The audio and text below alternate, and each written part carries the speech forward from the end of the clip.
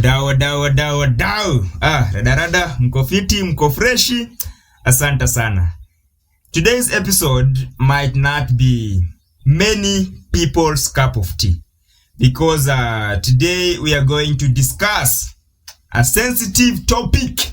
And that topic is religion. I do understand there are a lot of people out there who don't like seeing religion criticized, and that is why I'm saying, if you're one of those people, maybe you should just scroll, because today we are going to have some sort of a heated conversation about religion, especially how religion is oppressing people in Africa and how religion contributes in the systematic problems that we have in Africa. So without further ado, today we have Mzee Mzima, Eric, every other time with Eriko, wakiwa na Emmanuel Kisiangani. These are two big names in the podcasting world hapa hivi Kenya. That is why I always say, wadau, let us support each other, maze. I love this thing that podcasters are doing in Kenya, going to other people's podcasts, supporting them, showing love. Okay, fans bases, wa hii podcast, wanaenda kwa hii fan base ingine, they interact. Our platforms grow. Unajua, the most important thing is growing together. Like there is money out there. There is an infinite amount of money. Even though we have this scarce mentality when it comes to resources and stuff, but if people collaborate and build each other up, at the end of the day, we are all going to win. So wadau, staki niwachoshe na mambo mingi. Let's just get after it. Let's just dive into a main one, religion. Yeah, it's something I've been studying of late, and the reason why it's so hard to let go of religious beliefs, it's because for the most part, in psychology, there's something called core beliefs. A lot of these core beliefs are attached or implanted to you when you're your brain is formative. You could be 4, 5, 6, 7, 8. The people you look up to the most are also espousing the same thing. You're being taken to church, you're being taken to madrasa, you're being taken to the temple. So by the time you're of age to form your own beliefs, it's very hard to let go, because these things, it's already latched on as part of your identity. And so much so that even when you're filling official documentation for anything, a lot of times it'll be like religion, Christian, Muslim, other, Hindu, So at some point in time, especially in the age of information, you start interfacing with more and more information. You start realizing, wait a minute, story na sound kidogo. But if you can't escape groupthink of 1,000 guys, 10 guys, now what about a groupthink that has 4 billion subscribers? So it's a very, very, very, very difficult thing. And now the powers that be, the people who rule and lord of us, the overlords of society, capitalize on this. They know this very well, and now they've used it time immemorial to just govern people. Before Kisiangani even says anything, wadau, Eric has spoken something that I've been struggling with lately. I came to a point whereby I rejected the Christian faith, and I have been, deconstructing. I have actually deconstructed, but I think my emotional brain or my emotional self hasn't fully deconstructed, because every single time someone speaks ill about God and religion, I still feel some kind of way. I don't know if you understand. Like, I know most people are going through this thing. Yeah? Like, where you have parted ways with religion, you're doing your own thing, you don't go to church, you don't necessarily read the Bible because you want to reconnect with God, you don't necessarily pray because you revere God, stuff like that. But every single time someone criticizes religion and God online or even offline, you get offended. Am I the only one going through this? And I've been doing some sort of research, and Eric is actually right. Eric is saying these are beliefs that get implanted in you during your formative years. So during your formative years, you're developing both your rational brain and your emotional brain. So in your formative years, you start associating God with authority, God with a sense of direction, God with, like, God is not just, an abstract idea. Like you feel like you have some sort of a relationship with God. Like that is an anchor or something. There are studies zimekuwa done na neurologists na wakapata kwamba to most Christians or ex-Christians, they don't regard God as some sort of an idea, some sort of an abstract figure. Like to them, God is a literal figure. Somebody is an objective thing. It's like a person. The same way you see your father, the same way you see your mother, the same way you see an elder, the same way you see a mentor, that is the exact same perception people apply when they're interacting with God, if you had that Christian background. And I have also come to realize that even after people have intellectually rejected the belief later in their lives, their emotional brain does not update at the same speed their rational brain does. And that is why wewe unasikia msee anaongea vibaya kuhusu Mungu, yes hawezi sema, but in your thoughts, in your brain, you're like, no man, stop talking that way about God. Na wewe sio msee unaendanga church, but you still don't want people to criticize God. I think ni kitu wase wengi wana go through. Yeah. So you'd see Rao dressed like kidogo is in a Muslim garb, kidogo is in a church, kidogo is in a Mokorino church, kidogo is wearing those what's it called? Those low traditional things. Like they morph according to where the numbers are, become that person, and then people think this person is like us. Yeah. I'd see them even in the Hindu temple, you guy hanging out with the freaking Hanuman, you guys. Yeah. Like, you guys, unafanina Hanuman. And every story, I tell this to Christians sometimes and they get offended. It's just because maybe you're a Christian. Every story is as Jabba-esque as the next. So you look at a Hindu temple and you're seeing many hands and many faces and you're thinking, hey, funny. They look at Christians the same way. A guy on a cross apparently came from the sky. They look at it the same way. But yours, it's yours. So you're not seeing how crazy even yours also is. Yeah. For me, I feel like ni umeamua kuwekelea wapi. You get what I'm saying? So if you wekelea dapo kwa Hanuman, hopefully yours is the right one. If you wekelea dapo at what's it called? If you're a Muslim, if you're why not live free? Catholic. But what's the definition of living free? Free of the idea that you have to wekelea. But now that's an idea. That's what I'm saying. As in that freedom, you're saying free of an idea, and then you give an idea. No, I'm talking in the context of religious belief. Yeah, so I'm saying, you're saying, why not live free? And then I asked you, what do you mean by... So now hapo hivyo, I am going to agree with Kisiangani na nita disagree na Eric. Because I am the sort of a person who believes that there is no free will and it is impossible to achieve freedom. Do you want to know why I believe so? It is because actions have consequences. We all agree that, right? Actions have consequences. As long as consequences exist, you can't be free. You cannot be free because the reason why you're letting go of Christianity is because you're not happy with the consequences of Christianity, but you're happy with the consequences of not being a Christian. So you're just replacing one idea with another. So people who think that just because they are non-Christian or non-religious, that they are free and oh my God, no. You have something else that has taken the space or the position of religion in your life. It might not be conscious, but it's there. Something is always there. You cannot be free. Free will does not exist. Freedom does not exist. Actions have consequences and human beings have rational brains. Everybody, children, even, mentally unstable people, they have rational brains. And most of them, they are able to process things and anticipate possible outcomes. So that is why I'm saying that. Which would be another idea.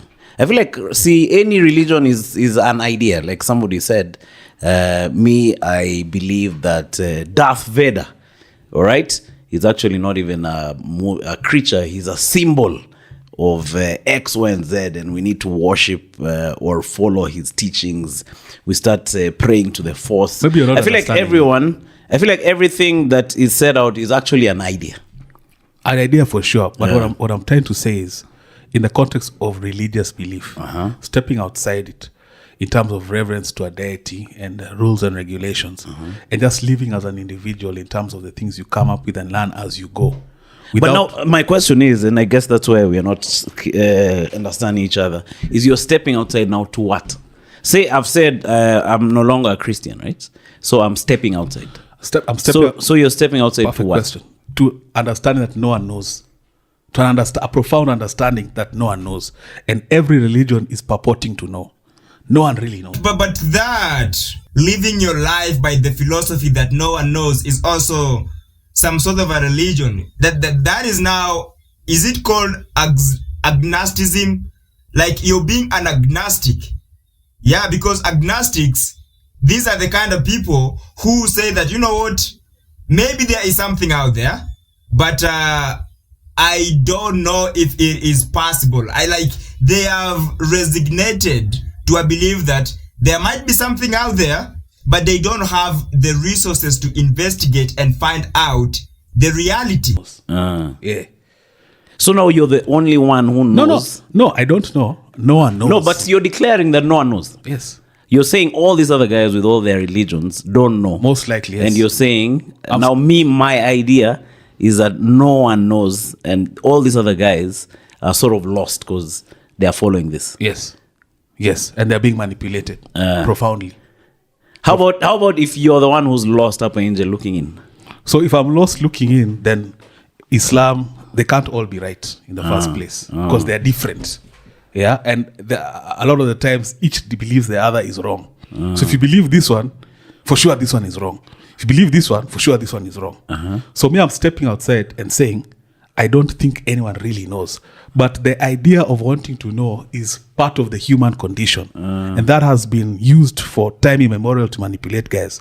Perfect example.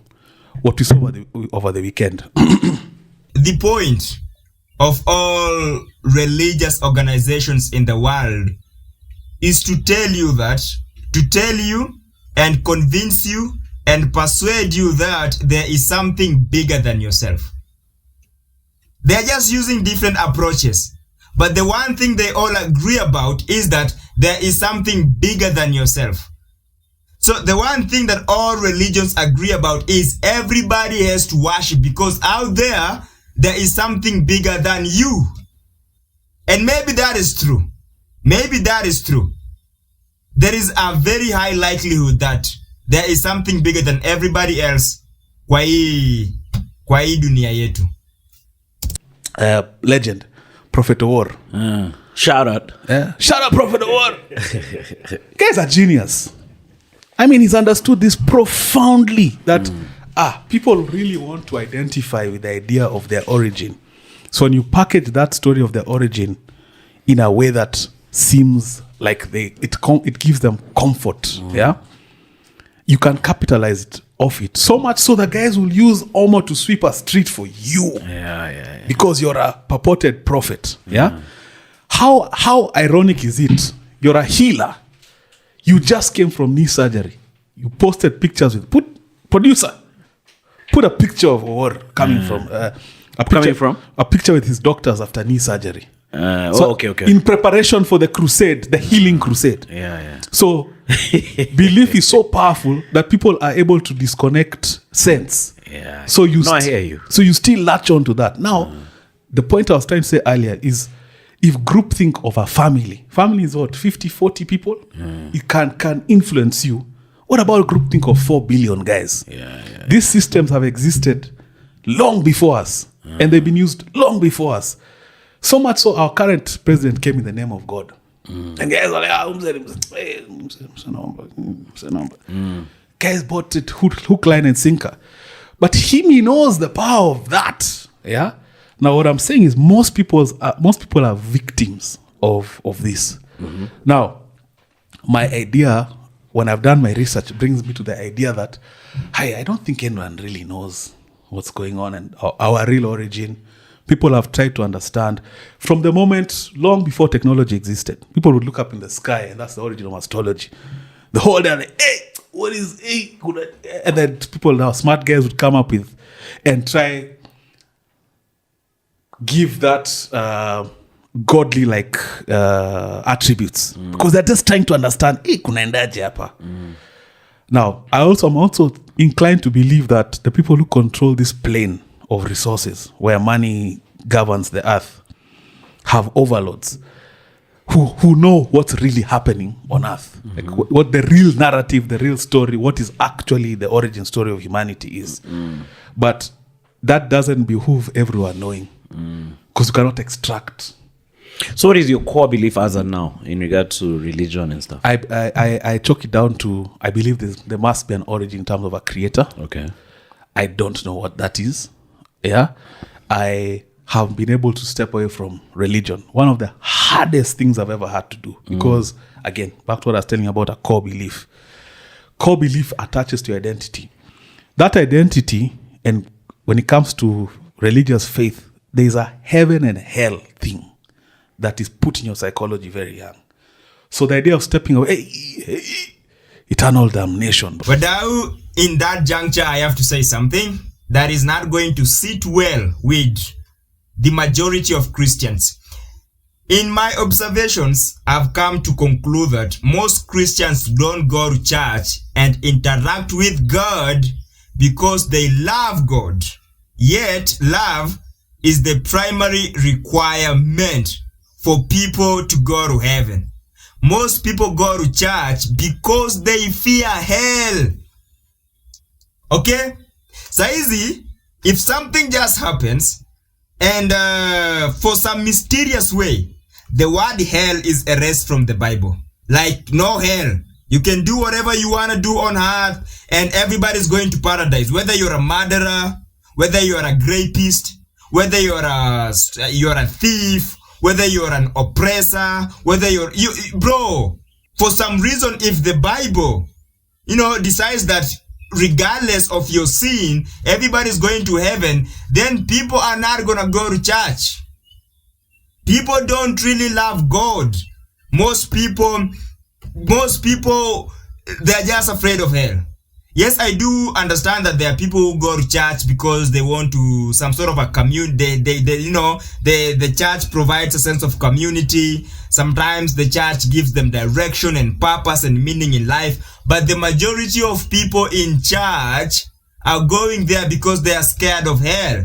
And guys, if your plan is to go to heaven, is to secure a place in heaven and be in paradise, live in paradise for your eternity, then you gotta love God. That is what the Bible says.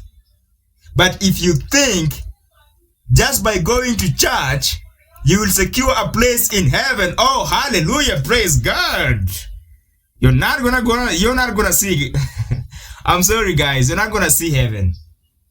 Yeah, heaven is a no-no for you. You gotta love that guy. Uyo mse mnamuita Mungu. You gotta love him. Not just going to church. Yeah, there is a verse in the Bible whereby the Bible says, in the last days, people will cry saying, God, I preached and I healed, I did this, I had faith, I moved mountains, stuff like that. But God will be like, nope, I don't give a fuck. Did you love me? Did you love me? So Christians, you have to come to terms with the reality that you gotta love God in order for you to see heaven. And whatever love means in a Christian setting, I have no idea. You have to figure it out. Lakini, kama wewe ni muoga, hautaona mbinguni. You gotta love that guy. Bro, that's the reward for questioning or going the wrong path, according to the doctrine. So stepping away in your subconscious is very difficult because you always think, fuck, if I'm wrong, I'm going to hell. Yeah, so that's been a challenge, but it's I think ultimately once you free yourself from those shackles, you can live a very comfortable, fulfilling life. And it doesn't mean now you become a quote what would be called a sinner, like a bad person. Yeah, you still have morals, you still have principles. You're just free of the idea of hell. Yeah. Okay, personally, I'm not a model person to follow because I know myself, but I believe in Jesus being the way he says he's the way, the truth, and the life. That's what I believe. Where does that come I also from? believe that I also don't believe in religion, all right? But I also believe in relationship, all right? If I know this guy, all right, and I'm relating with him on a direct basis, that's what I believe in, right? So for me, just to clarify, whoever is watching, I believe there's an individual called Jesus Christ. There's a whole, if you don't believe, that's you, but I believe that, and I believe he's an individual I'd wekelea my bet on. All right. What's the origin of that thought? I don't know. As you're saying, how I was brought up, like I was brought up in a very serious Christian home. My mom was someone who was very influential in, like, I grew up in Sunday school. And then I also used to have my own, you know that belief you're talking about going to hell? Yes. I grew up thinking about that a lot. In fact, I have a sister, her name is Catherine, who's been very consistent in her Christian walk, right? I don't know if when you're growing up, you ever watched those movies about... Dante's Inferno. There was another one about... I don't know if it was that one, but there was another one about the rapture. So the rapture would happen and then guys would disappear. You guys take pa, pa, pa, pa. And then now the other guys are left, then they're panicking. So sometimes I'd be in my room when I'm a kid. I'm like, yo, it's quiet. Rapture imefanyika. And then I wake up, then I go to my sister's room to chungulia. Then I see her there. Then I'm like, But doesn't that? So that's how I've grown up. Can I pose a question? Yeah. Doesn't that, a statement first? Doesn't that align with the principle of fear? Like your belief is rooted in a deep fear of eternal damnation. Yeah. To be honest. Yeah. One. Two, you said you grew up in a specifically very Christian home. Yeah. So if you grew up in a Hindu home, likely you'd be a Hindu. Most likely, most probably. That doesn't speak to something. But I had, to be honest, I had my own sort of encounters that reaffirmed my belief. Talk about that. Those ones I had this. There was once in the night. There was actually this preacher called Reinhard Bonke. I know Reinhard Bonke. You know him, right? Yeah, but I went down that whole path. Yeah, man. So he was preaching in the night, and I was watching his preaching. Then he says, "You need to give your life to Jesus. I was talking to a girl who had a boyfriend, and the boyfriend was not born again. And I told her, leave him. And she did not listen. And one day the girl was walking and she was hit by a bus. And I cried out for her soul. So if you're listening to me, give your life to Jesus." It was like 2 a.m. in the night. That's a very nice impersonation. You've heard him preach that? Yeah. So I was like, okay, let me pray. So I prayed along. But in the morning, I thought it was weird, but in the morning I was feeling different, to be honest. Yeah? And I've never ever talked about this. So in the morning, I was like, hey, all right, I'm feeling different. At the time, I used to do a couple of stupid things which just shed off. You get? I think I used to masturbate like a bitch ass nigga. Like, and then I just stopped. You guys, like, pop. So can I? So it just, some of these things that I was struggling just shed off. Can I propose an idea? Yeah. Because I'm not being a contrarian. I'm not just here to counter. No, ukisema hivi. Yeah. I think I've gone full circle. Yeah. That's why I would even know Reinhard Bonke. Yeah. I belief has tangible effects on one's life. Be it Hinduism, Islam, Christianity, or Buddhism, whatever. The power of belief can have empirical effects on your life. Yeah. Like you can, when you believe that you've handed over your problems, you can end up feeling lighter about them in a real way, right? If you pray about helping God to stop masturbating, you're putting it out there to yourself also that you want to stop. It's a conscious thing you're trying to do. And I hear you. I know all those things. I know the way belief can affect you. But me, I'm telling you something I experienced. You know the way I've come here on Anduthi? And I, like, even if you explain that, no, that wasn't Anduthi, that was just some sort of tuk-tuk. machination of a thing, which, like me, I'm telling you things, nime experience na nimeishi, you get? So that feeling was not that thing that you're saying. Even me, I was shocked, I'm like, yo, I don't feel like doing this. You sure the Wi-Fi And then it was wasn't not even off? that. There was no Wi-Fi in those days.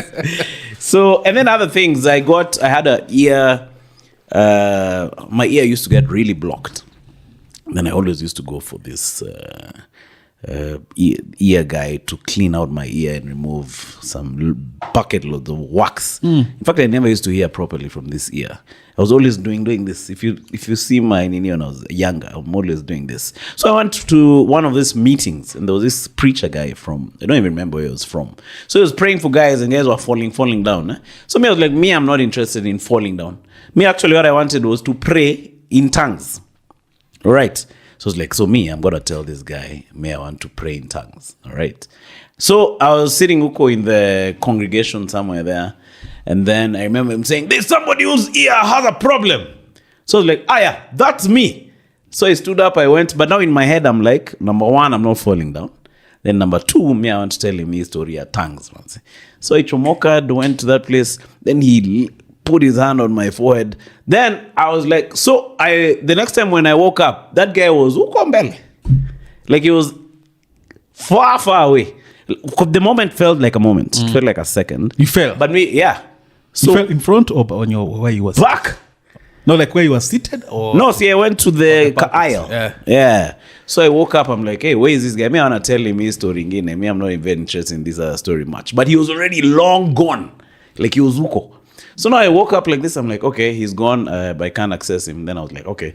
Then when I left there, my ear, you guys, was popped open, bruh. That's why I'm telling you, I normally respect what guys say about their own beliefs. But the things I have encountered in my journey, like some of those things that can make you be like, yes, guys have different beliefs, and I don't know, but for me, that's why the freedom exists. Yeah. That's why the freedom exists. I bet you there's Muslims who can give a similar testimony through Islam. I bet you there's guys who can give you tantric healing, similar testimony. So that's why I believe the freedom should exist. Because just to add on that, belief systems are actually useful. And if your belief system facilitates the acquisition of resources that improve your life, then hold on to that belief system. Even if the belief system causes you to think that Santa Claus is an objective reality, bro, as long as the belief system helps you improve your life, hold on to that belief system. Sawa? Remember the origin of this conversation was being able to think for oneself outside group think. Yeah. So if at this age, because we're not as young as we were anymore, I would imagine by this age, you've experienced enough to form your belief for yourself. Yeah. And I think that's what's important. Yeah. So even me, I should not convince you. Yeah. I should not convince you. Yeah. By this age, you've interfaced. Yeah. If you fell and you experienced falling in a church, who am I to tell you didn't fall? Yeah. No, I get you. No, but I get what you're saying, though. Yeah. And I get the things that you're saying about if I was born, say, some... occult guy, occult guy, we have black chicken. But wait, I want to touch on Prophet Ora again. Oh, yes. Why do you think, again, and producer again, wakazi kwako, if you look at this guy's convoy going down that road, count the number of vehicles, Range Rovers, police escort, this is state giving this guy support. Why do you think? I guess because of the numbers he's controlling with his shtick. Yeah. So he has numbers. The state loves the numbers. Hopefully, they can flip those numbers and this guy can put in a good word when you're running. And if I'm non-performing, I want people to think that there's something better coming after. So it's easier for a rich man. It's harder for a rich man to enter the kingdom of God than it is for a camel to enter something like that along the line. I'm really paraphrasing, huh? But so if a lot of people survive poverty by thinking or relying on the idea that there's something better coming. Which is sad. It placates the masses. So much so that you won't realize, wait a minute, the guys in charge of the resources that could actually make my life better are ruining me. And Wadau, on that, all I can say is that, first of all, we are all manipulatable. Whether you're learned, whether you're literate or not, we are all manipulatable. And as we speak, we've all been manipulated in one way or the other. Because we all have to understand, kwamba, human beings have a finite amount of economic and mental resources. So somebody cannot do research and learn about every single thing. That is why we outsource responsibilities in our life. Your health is your responsibility. Your faith is your responsibility. Your education is your responsibility. Like food or feeding yourself is your responsibility. But we can't do all these things. You can't be a farmer and a doctor and a religious or a spiritual leader and whatever. You can't be everything. So you outsource these responsibilities to different institutions or corporations because they are the experts.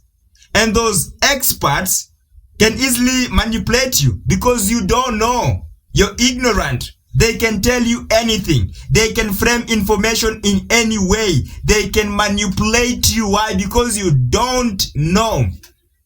We have been manipulated. We have been manipulated maybe when it comes to our health. We are probably taking some medicine that we are not supposed to be taking. Maybe when it comes to food, we are probably eating poison in some way. Maybe when it comes to, like, bro, even education, we have been manipulated education-wise. We are probably learning things that you should not be learning. Maybe the education or the skills that you're working so hard to acquire are actually counterproductive with regards to who you are. So now it is very easy to manipulate someone. And, talking about this thing about resources and stuff, Eric has touched on the government having resources and the church having resources as well. I've been spreading, or I've been trying to create awareness about the amount of resources the church has. And the thing that most people must understand is that other than the state, that we have like 5 or 6 primary social institutions in our society. And it is the state's responsibility to ensure that the vulnerable and every single person in our society is taken care of. They don't starve, they don't die because of, diseases, stuff like that. But in my opinion, other than the state, the church has the resources to ensure that poverty is eradicated. If the church establishes a proper system and that system is funded, then poverty can be completely eliminated in our society. But people are just playing cat and mouse. I think it's and the masses greatly outnumber the people who control. So if these guys get enlightened, it's a threat to this. We saw Gen Z. Mm-hmm. It becomes a threat to the establishment. So we'd rather have the masses placated. Yeah. I think it's laziness. So instead of me working hard and doing a podcast a day. This is where they start discussing the systematic problems that actually affect this, our lives in our country.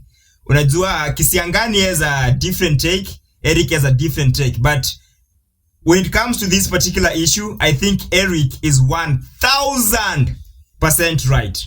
Because Kisiangani thinks poverty is more of an individual problem. Maybe it is a mindset problem, a motivation problem, and it is it is a problem that can be just, you can will yourself out of poverty. You can grind yourself out of poverty. But Eric has the opinion that poverty is more of a systematic problem. There is a way that the system has been designed to oppress the masses, regardless of what you do, whether you work hard or not. If you're not in the right place at the right time, doing the right thing, you might never find a big opportunity that has the potential to change your entire life. Yeah, I can go to a crusade and pray.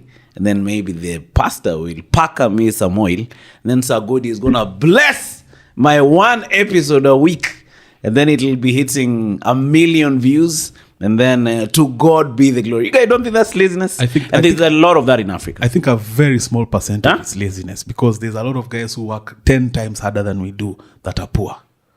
In a little sense. But you have to put your mind to stuff. I feel like many guys are spirit. Their head is too much in the spirit realm that they're useless on the earthly realm. But you see, you have the privilege of basics being taken care of, that you have time to think beyond a certain level. You're not stricken by poverty. Poverty doesn't allow you to think past a certain level, because you're thinking about your next meal in a literal sense. That is true. When you're poor, all you think about is shelter, food, clothing, maybe education for your kids. Sometimes even education for your kids is a privilege. And that is the difference between third world countries and first world countries. The conversations that first world countries are having are very different from the conversation that we are having over here in Africa. First world countries are discussing things about climate change, or blah blah blah, there's a climate crisis, or there is a population crisis. Bro, those are privileged societies. They can talk about that. In Africa, we are still talking about housing. In Africa, we are still talking about clean water. In Africa, we are still talking about food, nourishment. In Africa, we are still talking about healthcare. Like, bro, people go to the hospitals and they don't get proper Medicare. There is no medicine, bro. While in places come as Spain, you go to the hospital and everything has been taken care of. If you feel some kind of way, if you feel your body is behaving in a funny way, all you gotta do is get your ass to the hospital. And sometimes you don't even have to do that. Just call an ambulance. You go over there, you get checked, you get treated free without paying a thing. You don't pay a dime. You walk into the hospital, you get treated, you walk out, regardless of what you're suffering from. Even if you have a heart problem, you get heart transplants for free. Bro, free, zero, nada. Do you see the difference?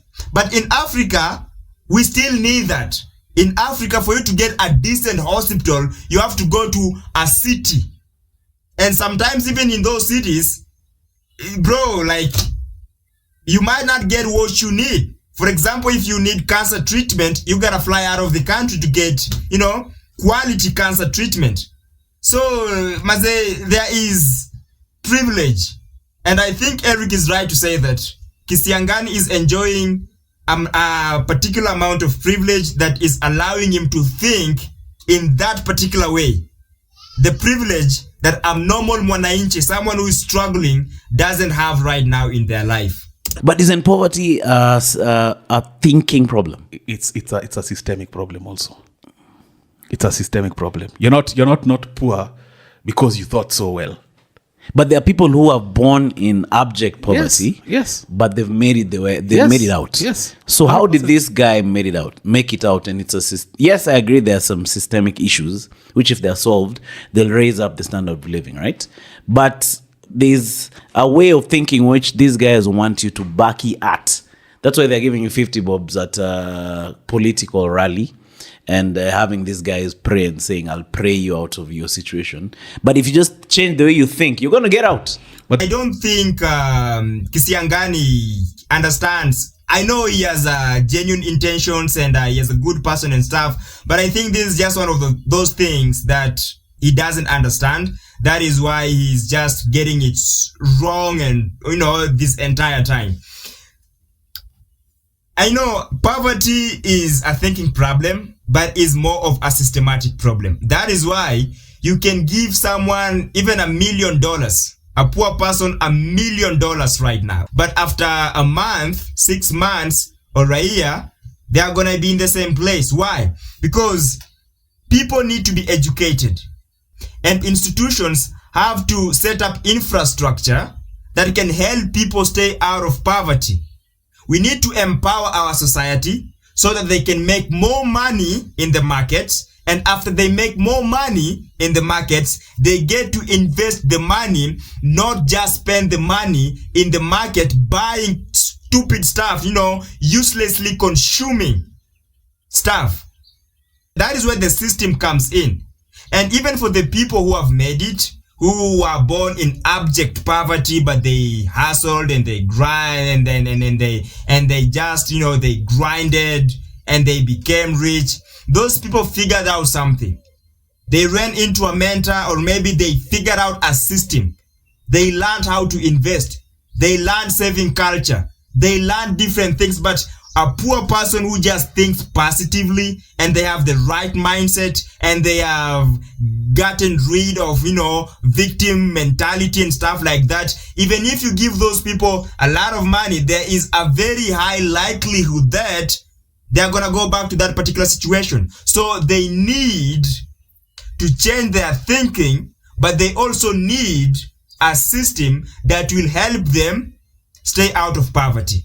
And to back up this point that I am trying to put across, there is somebody here, nataka mumsikize tu, because this guy sheds more light on the situation, and they support this argument that as much as it is a thinking problem, poverty is more of a systematic problem. I want to talk about something that's been weighing on my mind, and it's about the wealth gap and how it deeply affects people in Kenya. I live in all parts of the world, Europe, Asia, Africa, and the difference in opportunity is something that you can feel, not just read about. In Kenya, the average income is nowhere near what people in developed countries are earning. I mean, obvious, because it's not as economically developed. But according to the data, the average monthly income is around $500, and that's just the average, which means many families live on much, much less. And what that translates to in real life is this. For the average Kenyan family, simple things like going to the mall are luxuries. Eating out once in a while, buying something without calculating every cent, those experiences are rare. And now compare that to countries like Germany or the US or Japan. Teenagers can get part-time jobs. They earn some money while studying. In a year or two, they save thousands of dollars. And with that money, they can start a small business. They've got capital, they can invest, they can learn skills, they can fail safely and always try again. And that early access to opportunity changes everything. It gives young people a horizon, it gives them options, it gives them room to experiment and make mistakes. But here in Kenya, from what I've seen, not just from data, that opportunity barely exists. You don't see many teenagers working, not because they're lazy, but because the system doesn't offer them places to work. And that's what hurts the most. There is so much talent. There are so many young people with so much hunger to get successful here. Athletes, creators, entrepreneurs, people with insane amount of potential.